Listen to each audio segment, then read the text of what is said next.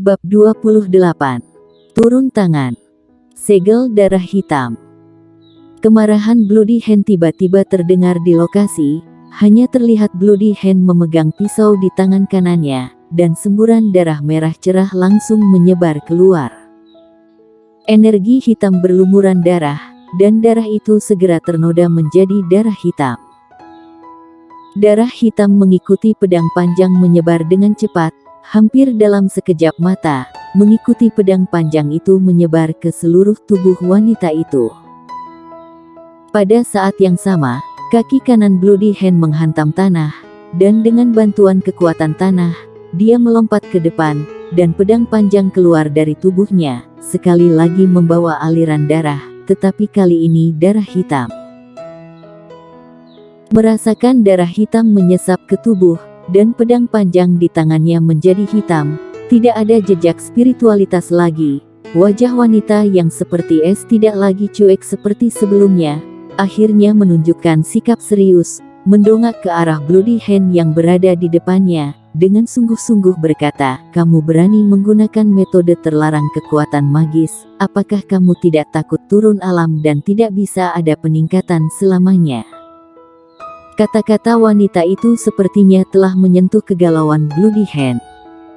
Wajah pucat Bloody Hand ditutupi dengan keganasan dan dengan panik berkata, "Turun alam. Itu lebih baik daripada kehilangan nyawa."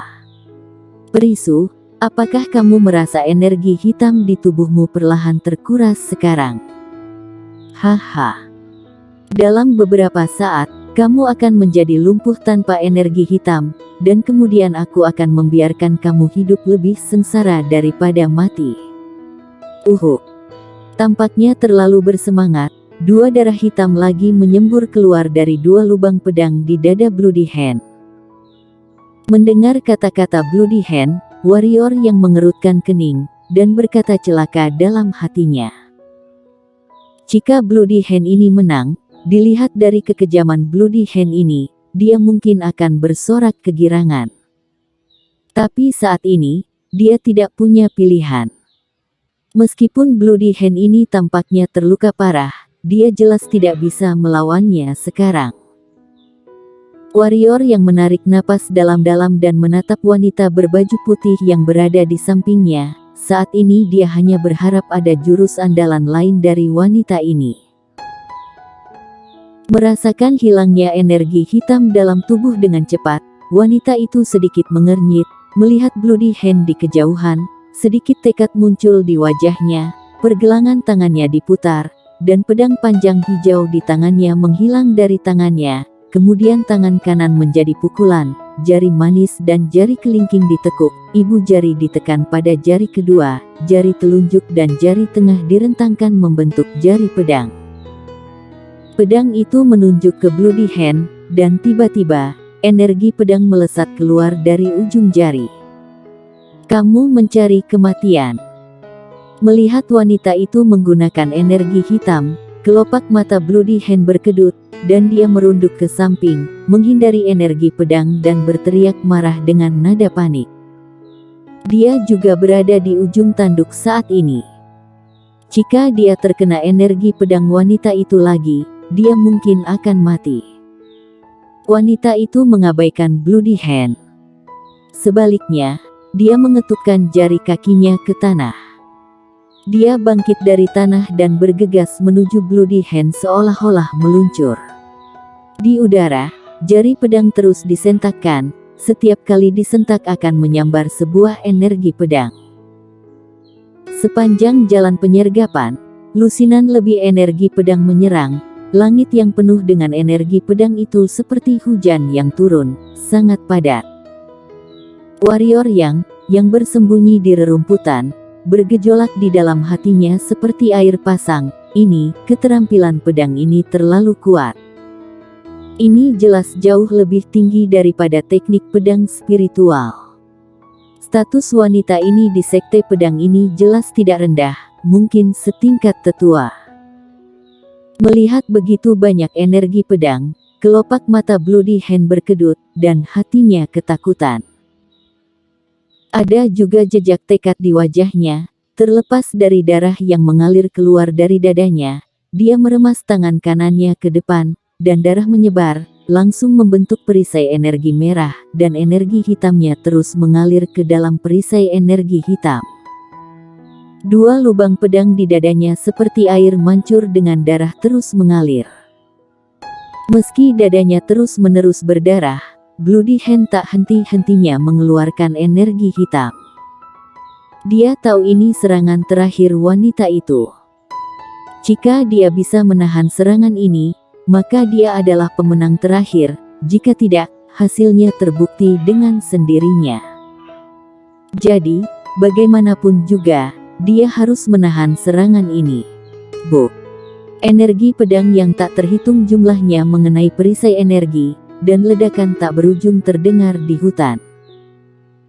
Pada saat ini, wanita itu juga jatuh ke tanah, matanya tertuju pada perisai energi dan ledakan energi pedang. Jika pihak lain selamat, maka dia tanpa energi hitam. Akhir pertarungan dapat dibayangkan. Haha. Setelah beberapa saat, perisai energi secara bertahap menghilang, dan tawa tak terkendali dari Bloody Hand datang dari belakangnya. Dengan hilangnya perisai energi hitam sepenuhnya, wajah Bloody Hand yang pucat terlihat. Meskipun wajah Bloody Hand pucat saat ini, tapi ada sedikit senyum di wajahnya, yang merupakan senyum terlepas dari bencana. Melihat Bloody Hand belum mati, wanita itu menarik napas dalam-dalam, menunjukkan kepahitan di wajahnya, lalu perlahan menutup matanya, memutar tangan kanannya, dan pedang panjang hijau muncul di tangannya. Meskipun dia tidak memiliki energi hitam, itu tidak berarti dia bersedia menunggu untuk mati. Apakah kamu sangat kecewa? Peri air, bukankah aku hanya membunuh beberapa murid luar dari sekte pedang? Kamu mengejarku selama 3 hari 3 malam, bagaimana sekarang? Aku tidak hanya akan menyiksamu sampai mati, tetapi juga memperkosamu hingga mati. Jenazahmu juga akan digantung di depan gerbang kota kekaisaran, membuat reputasi sekte pedangmu tercoreng. Bloody Hand memegang pisau darah dan perlahan mendekati wanita. Saat ini, dia sangat bangga. Dia dikejar dan dibunuh oleh wanita di depannya selama 3 hari 3 malam. Kekesalan di hatinya terlampiaskan. Wanita itu tidak bereaksi sama sekali terhadap kata-kata Bloody Hand, wajahnya sangat tenang, seolah-olah dia tidak mendengarnya. Melihat wanita itu tidak takut dengan ucapannya sendiri, Bloody Hand tiba-tiba merasa bosan.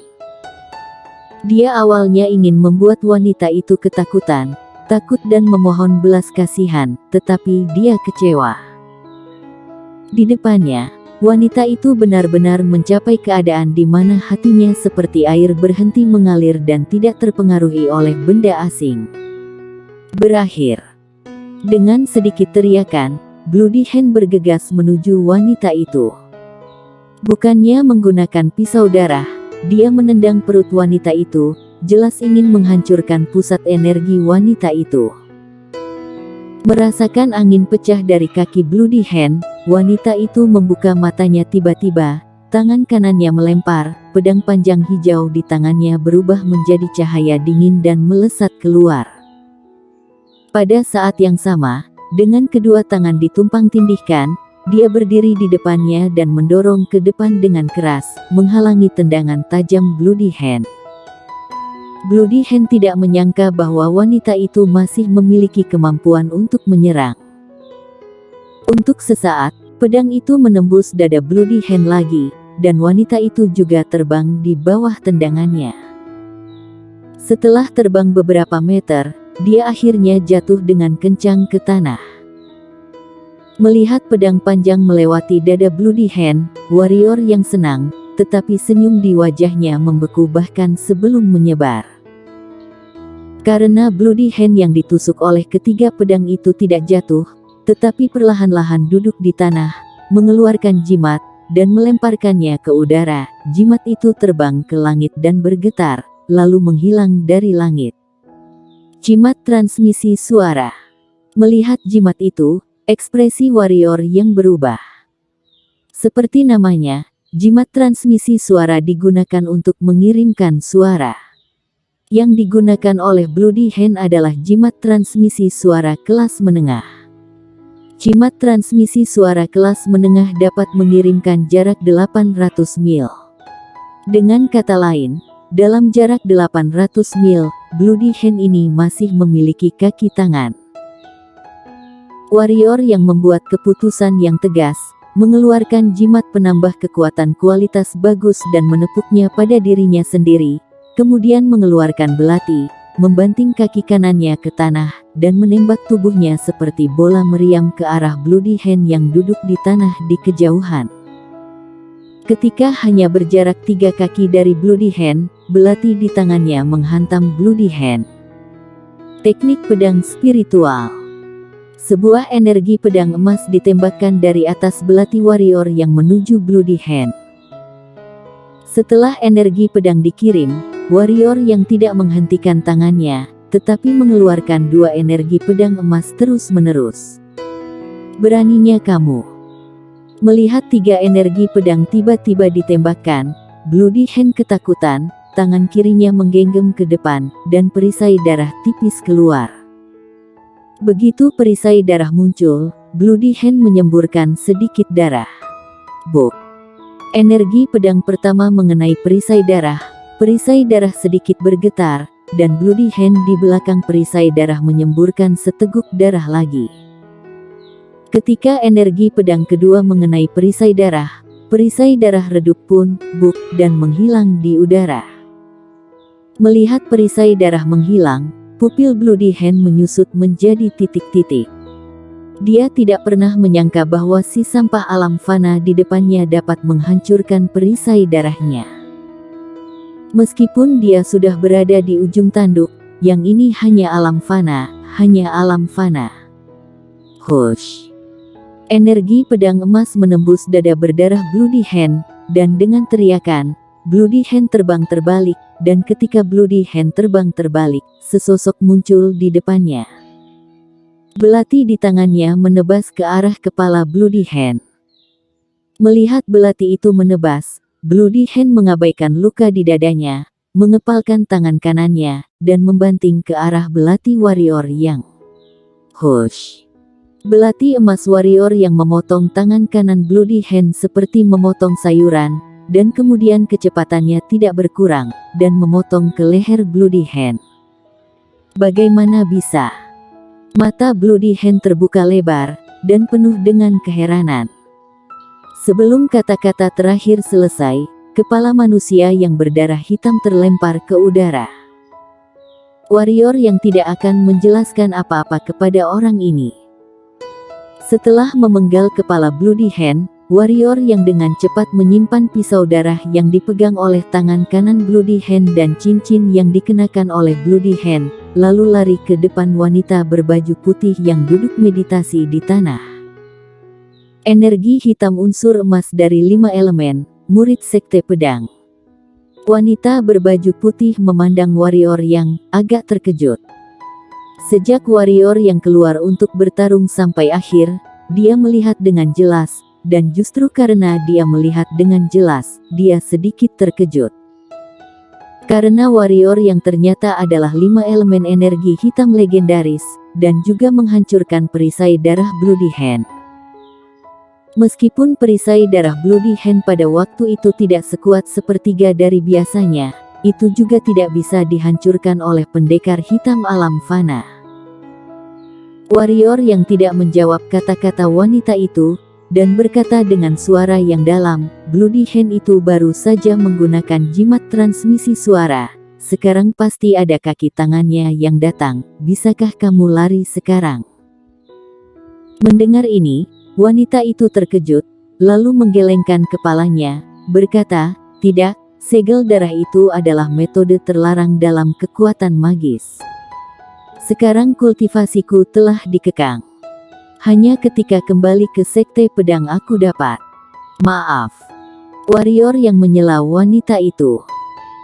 Kemudian, di bawah tatapan panik wanita berbaju putih, dia membungkuk dan mengendong wanita itu, lalu dia berjalan cepat dan lari. Dia tidak berani meninggalkan wanita ini di sini. Jika dia menunggu penolong Bloody Hand datang dan wanita itu mengatakan bahwa Bloody Hand dibunuh olehnya, maka habislah dia. Meskipun wanita di depannya tidak terlihat seperti orang seperti itu, warrior yang tidak berani bertaruh. Tentu saja, dia juga bisa membunuh wanita ini dalam satu pukulan, tetapi dia benar-benar tidak bisa melakukannya. Orang tidak menyinggung aku tidak akan menyinggung orang. Ini adalah prinsip hidup warrior yang. Jika Bloody Hand tidak berurusan dengannya, dia hanya akan melarikan diri sebelumnya, daripada mempertaruhkan nyawanya untuk membunuhnya. Adapun menyelamatkan wanita ini, selain khawatir wanita ini akan mengkhianatinya, karena wanita ini anggota sekte pedang, bertambah satu teman lebih baik daripada bertambah satu musuh lagi, dan tidak ada bedanya baginya antara satu orang kabur dan dua orang kabur. Bersambung.